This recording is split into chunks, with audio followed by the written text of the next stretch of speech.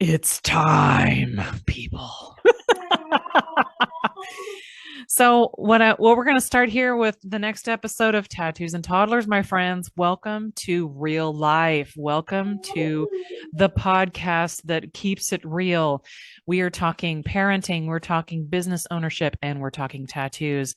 And I am Jen with Weirdo Weddings, your wedding photographer and conceptual artist. And today I have Kacie with me. Kacie, go ahead and introduce yourself real quick. All right, I am Kacie Brinner. I am the owner and lead coordinator at Constellation events, a day of coordinator. Oh, so fantastic. I love the name of your business, by the way. I think I mentioned that before. But we were just discussing on our pre-chat that there has been so much happening in the last 24 hours that we almost have to laugh about how funny life is. And when you're a business owner or a creative and things come across your calendar that you're set up for, you're ready for, you're excited about, and then all of a sudden, for me, my kid wakes me up at 3:30 a.m. saying she had a bad dream and I can't go back to sleep. I'm just like, oh my God. And this was yesterday when I was trying to schedule everybody and get everybody on the podcast. And then Kacie, please tell me your opening story because it just cracked me up in a good way and a bad way. I'm like, I felt for you, but I was at the same time, I was like, this just can't get any better. Tell them your story. So yesterday, Jen messages me and she's like, hey, are you ready? And I go, oh crap, totally forgot. Didn't update my calendar from when we pushed from 12:30 to 3:30. So I get my laptop out and I'm getting ready. And my dog, who is afraid of thunderstorms, had some wicked thunderstorms yesterday. She had some trazodone, and when she is stoned out of her mind, she forgets to tell me when she needs to go potty. So as I'm setting up my laptop to hop on Zoom with Jen, the dog just casually walks past me to the back door and pees everywhere, all over the kids' toys. Yeah, so it's like, we need to reschedule because I need to go bleach everything right now. Oh my gosh. That was my life around the end of 2022 with my cat Chewy. It was just like every time I turned around, she'd peed on the floor, and it messes with your mind after a while, and you're just like, it feels like another child, right? Because a dog does feel like another child. So you're like you're mopping up after the child who spilled something or thrown something or knocked something over.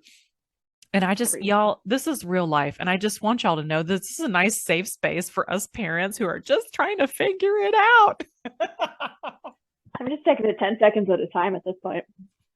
Yeah, you know what? That's a beautiful statement right there because sometimes say a minute at a time. And I'm like, literally things can change in a matter of 30 seconds or less. Yeah. You never know. You never know what's going to happen. That's a Kimmy Schmidt special. If you haven't seen that show, she says you can stand anything for 10 seconds. So you just count 1, 2, 3, 4, 5, 6, 7, 8, 9, 10, and then it's just another 10 seconds. And you can put up with anything for 10 seconds. Oh my gosh, y'all, that's a great tip today. Take 10 seconds to process. Yeah. I love it. Thank you, Kacie, for being on today. We have made this happen yet again. Magic, people, magic. So today's topic, we were discussing, I think, a little bit of what wedding mishaps or some things that happens on wedding days that was just kind of out of control or out of our control, literally. Like sometimes it's out of our control as wedding pros, right? Being a day of coordinator, sometimes you just never know what's going to happen. I remember you telling me a story and I was like, holy crap, that really happened. And then I had something happen recently that I was like, what, that really happened? Oh my God. But sharing it with other parents and wedding pros that are trying to juggle the mindsets of business and the mindsets of parenting and having to manage people and manage time. Let's get into the story that you were sharing about a couple of your mishaps. Did you say it was the same wedding? So it was 2 weddings, but 2 things happened at the same wedding. Yeah.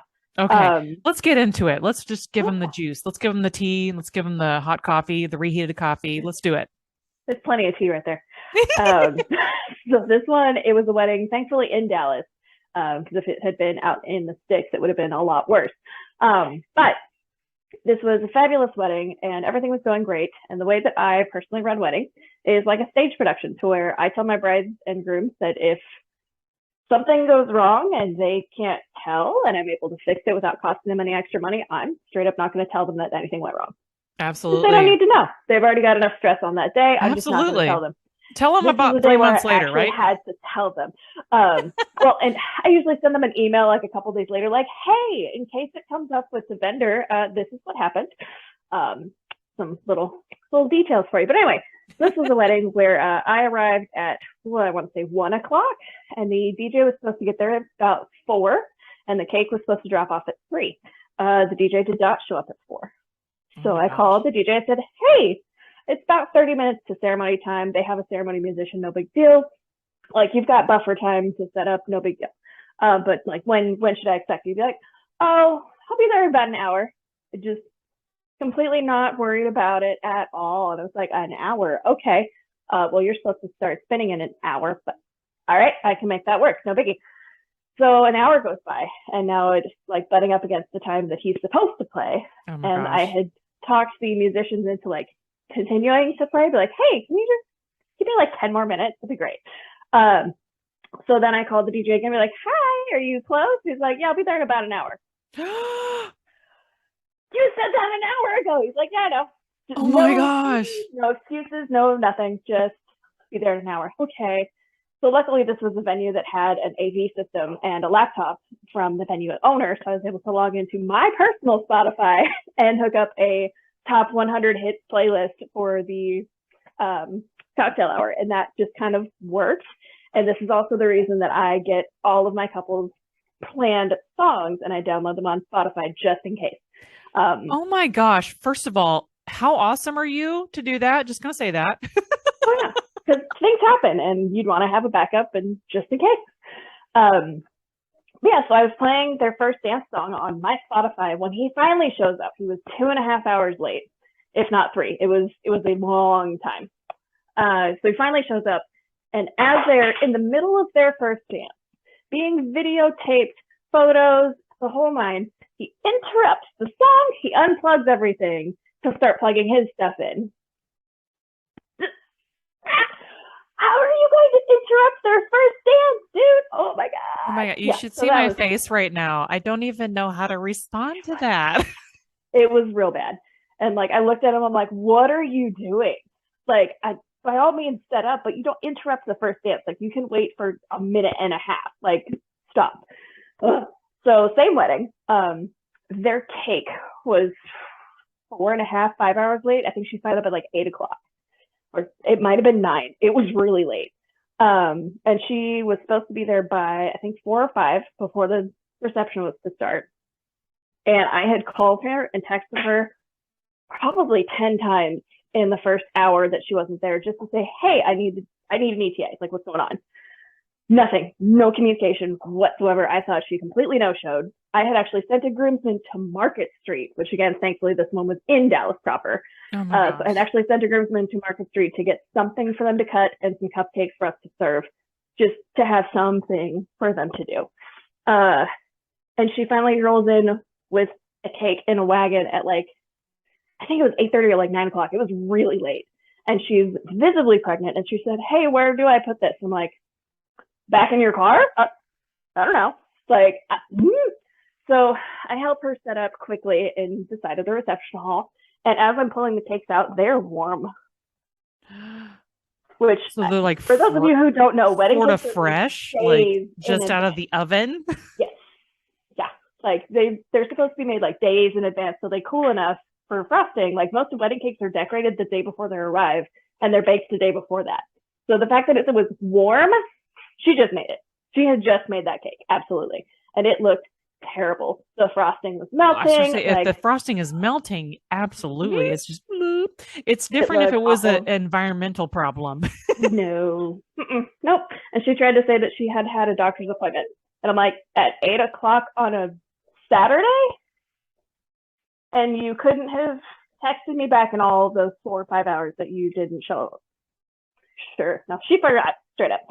Moral of the story there is don't hire your friends. Those were both unprofessional. Let's put it that way. Oh my gosh. Yeah, that would just be so stressful. Stressful, right? Like, and I know you were talking about like the clients not knowing what was happening. Did they know what was happening at that time? Like, I finally had to tell them because they would notice when their, beautiful cake that they had ordered was not present. Also that their DJ wasn't playing. So I think I waited until after their portrait to go out there and I said, hey, no big deal. We're taking care of it. But these are some things that have happened.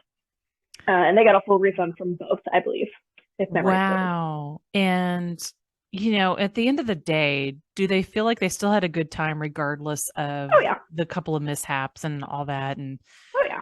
oh my gosh. Yeah, that They just were able to stressed. kind of put it aside and just enjoy the rest of the night, Yeah, which I was mean, good. and I was just typing about this today about wedding expectations Mm-hmm. and how we have expectations on our event or our wedding.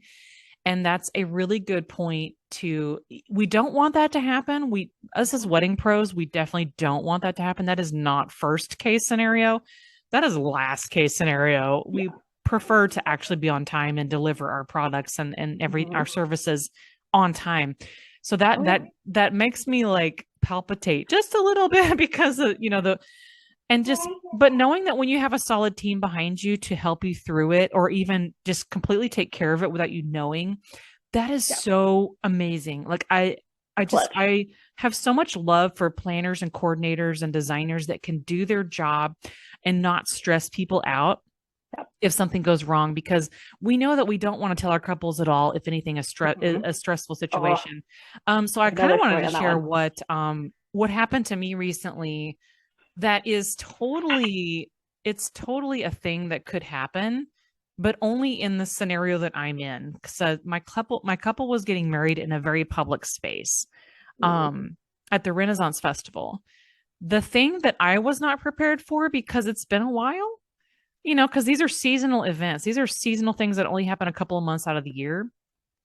There was a guy that showed up literally as the bride is about to walk the aisle. Oh. And if you have never been to a festival, a lot of times it's a lot of dirt roads, it's a lot of concrete, it's a lot of rocks, it's a lot of mud. This guy gets on the front row, and I could clearly tell that I was like, you know, maybe this is a friend that was late. You know, I was trying to tell myself everything. And if you guys didn't know this, a wedding photographer has a gazillion thoughts going through their head at the all the time that they're working. Um, Even though we're not a planner, we're not a coordinator, we're not a caterer, we have a gazillion thoughts going through our head about what's happening at the event because we want to capture it, right? So I'm freaking out because this guy ends up on the front row, and I was like, I don't think he's family. I don't even think he's a friend. He's just a guy with a backpack with a giant camera and a flash. Not just a camera, but he was flashing with his flash. And I was like, I don't even know what's happening right now. So I leaned over to the groom. Normally I wouldn't do this, but I kind of need to know if the couple knew who this was. And I couldn't ask a family friend because everybody's already sat down for the wedding. What am I supposed to do? I can't ask the officiant. He doesn't know. So I asked the groom, I said, do you know who this is? And he's like, no. And I was like, um, so in a split second, I asked him nicely to move down, like further down the bench, because these are benches. This is an outdoor ceremony. This is a gazebo. This is an outdoor ceremony with a trellis, a gazebo, and open seating for everybody. At first, I was really upset. And then I realized, oh, through the process, I remembered that there was a royal wedding happening at the festival that I was at. So Oh it could have no. been, he probably thought it was a show. And I was like, oh no. So This is dinosaur. I had to really internalize a lot of my emotions, and I hope it didn't show on my face, but I was freaking out like a lot. Yeah. And I asked him nicely to move over. Then he moved to the back. Okay. That doesn't help my photography. I can No. barely crop him out. The bride is literally coming down the aisle, and I have a photo of this guy standing there with his camera and his flash, trying to take her photo while I'm trying to work and crop him out. And I don't have the time to run down the aisle while my bride is coming saying, please, could you please get out of the aisle? Could you please hold the ceremony? I mean, that Oh to my me is gosh. even more disruptive than this guy showing up. So I decided not to say anything then. And then when I realized he was still doing photographs, I told my assistant, I said, could you just gently nudge him to get out of the way?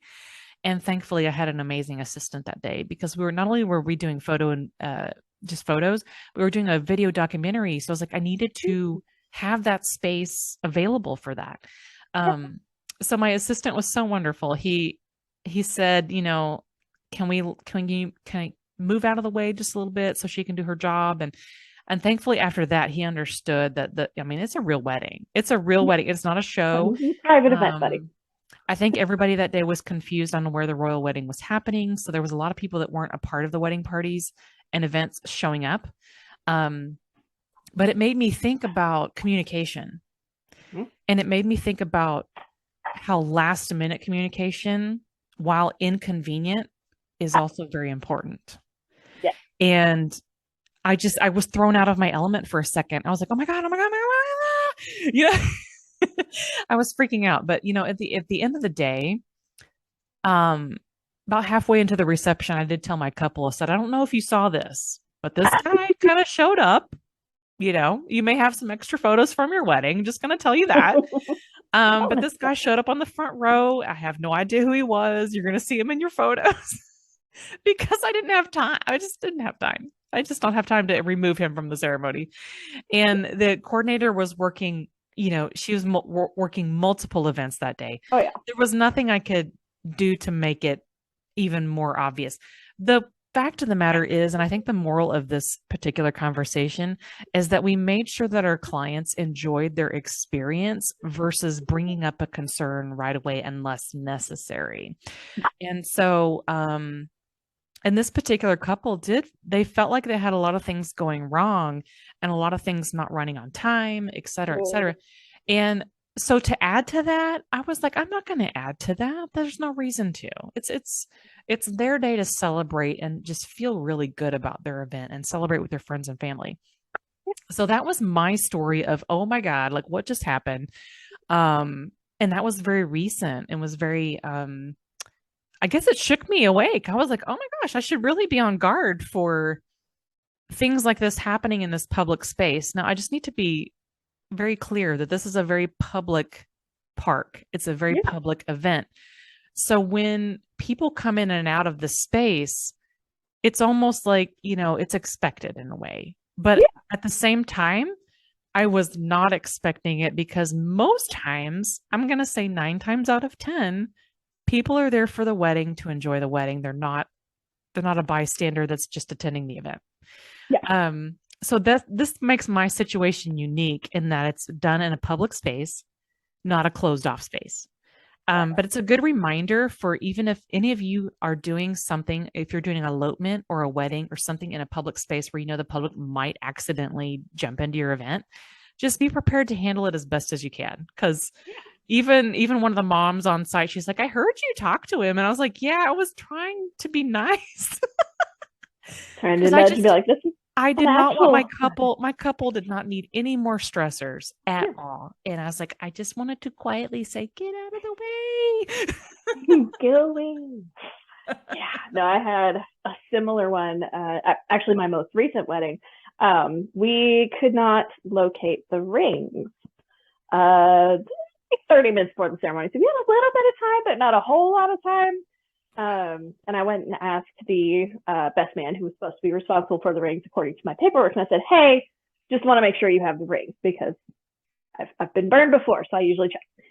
And he goes, no, was I supposed to have them? I said, yes. So I start looking. I'm like, okay, well, maybe the photographer took them for the detail shots and they got moved somewhere. Like things happen. So I went from, the groom suite to the photographer and I checked all the usual suspect places. And I finally go to the bride just to ask her very delicately, like, hey, I've exhausted all other options. Do you know where these are supposed to be? And as I walk in, a groomsman beat me to the door by like 10 feet. And he goes in and goes, we have a huge problem. I'm like, oh no. No, we don't. For one, because you can have your wedding ceremony without actual rings. Like, worst case scenario, you mimic putting a ring on, you borrow your best man's ring. Like, it's not a big deal. Like, you can get married without the actual rings. They are a symbol. It's okay. But also, why would you go in with that energy? Like, what's wrong with you? So I was right behind him to say the exact same thing, just much more delicately. And I'm like, dude, can you not? Oh my gosh. Yeah. Like, I love the fact that, cause I'm Weirdo Weddings. I have the most amazing eclectic clients. My wedding, that same wedding that I was just talking about, they didn't do a ring ceremony And it took me a while to figure that out because I'm so used to the usual 5 things that happen during the ceremony, right? Like, vows, kiss, all this other stuff. So they didn't do a ring exchange. They did the hand fasting. And I was like, that's awesome. Hand fasting, take the pictures. By this time, the guy's out of all out of all of my pictures, so I don't have to worry about it.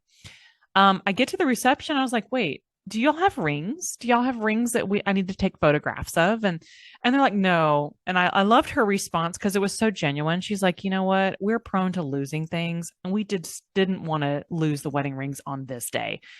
And I said, I appreciate that honesty because what another way to free yourself of an extra stressor. Not to say that people need to run off and not have a ring exchange, but think about things like that on your wedding day that you could relieve yourself of stress is what my point was.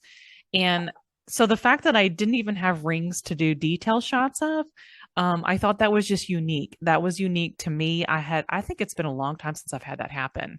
It's very rare. I don't have a ring exchange. So I thought it was just wonderful and beautiful. And I just had to add that on to that story too, because it was just, there are things about a wedding day that are stressful. Not saying that us wedding pros don't get stressed, but we handle things in a way that we know we're serving you the best that we can with the things that come up. Like Kacie was sharing about the cake problem, the DJ issue. I had some things happen on my wedding where a guy randomly showed up to take pictures. It'd be different if it was just an attendee, but it was the guy with a camera. And I'm like, wait a second, who are you? But these things do happen on wedding days, and there's potential for things to fail. There's potential for things to be late.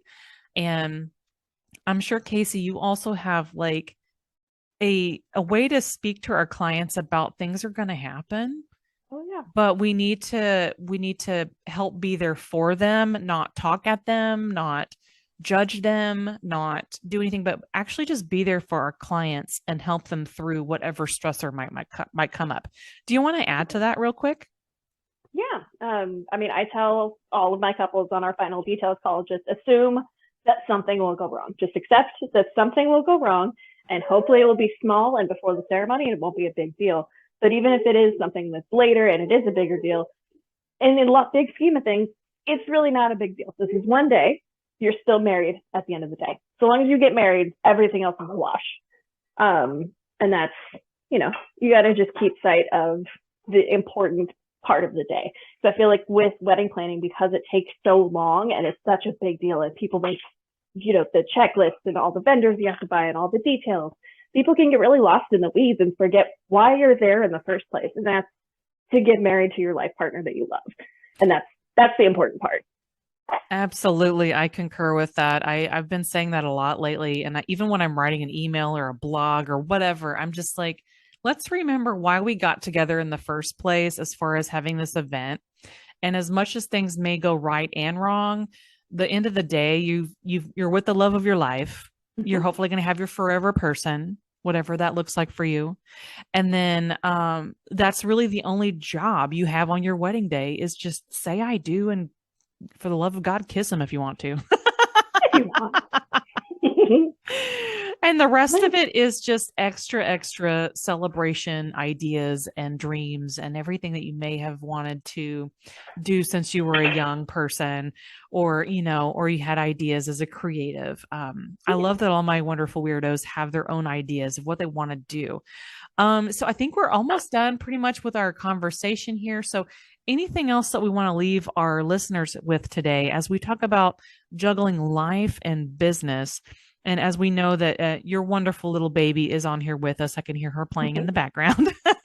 Yeah, I had a line of kitchen utensils right here to hand her as she got bored with each one. That's why she's quiet. But yeah, no, it's just been very difficult to schedule calls lately because her naps have been so unpredictable, and I'm, home alone with her during the day. So it's not like I can just pass her off to her dad unless it's the evening. And sometimes people are busy and it's really hard to schedule calls. But I just would say, remember that people have home lives and be flexible. That is a really great point, and that drives home the mixed factor of raising children, parenting, whatever you want, whatever it looks like. I find that a lot of my stuff gets done best before 5 p.m., obviously. Mm-hmm. And then, but if there's anything in the evening, I always have to think about my evening, and, it's sacrificing family time or sacrificing Mm-hmm. anything with my daughter. But as a business owner, we want to say yes to everything, but knowing that we have business hours is wonderful. Yeah. Well, and So it's I fun want because to thank everyone for joining us today on this next episode of the Tattoos and Toddlers podcast. I am Jen and this is Kacie, and we were just here, two people having a great time chatting about being wedding industry business owners as well as parents of small children. But please know that all of this information is useful for your everyday life and everyday balance of life. Whether you're a working mom of a 9 to 5 job or a working parent, or a business owner in general, there are little nuggets that you can pick up on our episodes that we would love to have you join us. Kacie, great to see you again. I'm so glad you're doing well, and we will see you on the next episode, everyone. bye. Bye.